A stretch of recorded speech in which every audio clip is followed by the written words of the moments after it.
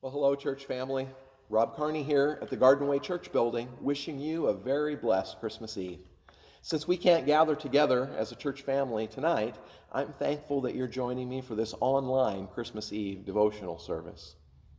Did you know that one of the most beloved songs of the Christmas season started off as an advertising gimmick?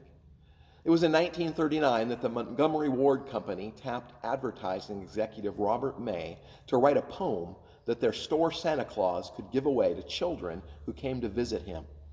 Rudolph the Red-Nosed Reindeer first appeared in a little booklet published by this department store chain.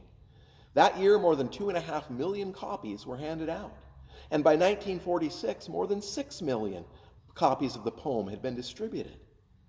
Rudolph's story came to musical life in 1949 when May's brother-in-law, Johnny Marks, wrote the musical score. At first, the song was turned down by the popular singers of the day, like Bing Crosby and Dinah Shore. But then the singing cowboy, Gene Autry, agreed to record it. And today, Rudolph the Red-Nosed Reindeer is one of the highest-selling Christmas carols of all time, with more than 25 million units sold. Well, what makes this little song so loved? Some people might say that it's the pluckiness and courage of Rudolph, the alleged hero of the story. But I think the real beauty of the story focuses on grace. By grace, Santa chose Rudolph, despite the fact that he's a clear outsider and a reject. He has a defect, his big, annoyingly shiny red nose that has usually disqualified him from getting chosen for all the other reindeer games. But despite all the other available candidates, who did Santa choose when the fog rolled in? That's right, the one with the weird shiny nose. The weakness that was considered a liability by Rudolph and his fellow reindeer became the strength that Santa used to accomplish his mission. Well, this classic children's story reminds me of how our God uses ordinary people in powerful ways. Sometimes the greatest impact comes from the very last person that we'd expect, challenging our assumption that certain qualifications and skills are necessary to be useful in our society. You know, that misconception even extends to our view of serving God. I've talked with many people who long to make a difference in God's kingdom, but they discount themselves saying, oh, I'm just a computer guy, or I'm just a stay-at-home mom. Or they believe something in their past disqualifies them. A rough childhood, no formal training, or poor choices. Church pews are filled with people who think they're not smart enough, talented enough, or adequately trained to serve God effectively. But that is just a lie. God doesn't see anyone as useless. He didn't make any losers or nobodies. Starting with sending his own son as a baby in a manger instead of as a king in a palace, God signaled a bold new way of changing this world. The Apostle Paul expresses this in 1 Corinthians chapter 1, beginning in verse 26. Listen to his words. For consider your calling, brothers. Not many of you were wise according to worldly standards. Not many were powerful. Not many were of noble birth, but God chose what is foolish to shame the wise. God chose what is weak in the world to shame the strong.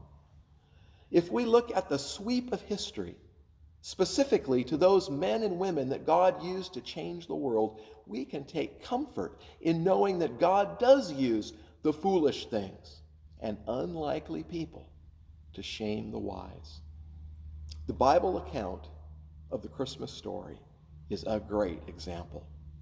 Consider that we have young, unwed Mary who graciously submitted to an unplanned pregnancy.